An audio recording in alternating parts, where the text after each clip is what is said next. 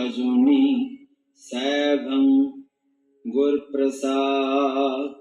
ਜਪ ਆਦਿ ਸਚ ਜੁਗਾਦਿ ਸਚ ਹੈ ਭੀ ਸਚ। ਨਾਨਕ ਹੋਸੀ ਭੀ ਸਚ।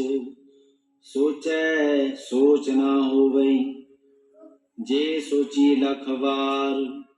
ਚੁਪੈ ਚੁਪ ਨਾ ਹੋਵਈ ਜੇ ਲਾਏ ਰਹਾ ਲਿਵਤਾਰ। ਭੁਖਿਆ ਭੁਖ ਨਾ ਉਤਰੀ ਜੇ ਬੰਨਾ ਪੁਰੀਆ ਭਾਰ। ਸਹਿਸ ਸਿਆਣਪਾ ਲਖ ਹੋਵੈ ਤਾ ਇਕ ਨਾ ਚੱਲੈ ਨਾਲ। ਕਿਵ ਸਚਿਆਰਾ ਹੋਈਐ ਕਿਵ ਕੂੜੈ ਟੁੱਟੈ ਪਾਲ। ਹੁਕਮ ਰਜਾਈ ਚੱਲਣਾ ਨਾਨਕ ਲਿਖਿਆ ਨਾਮ।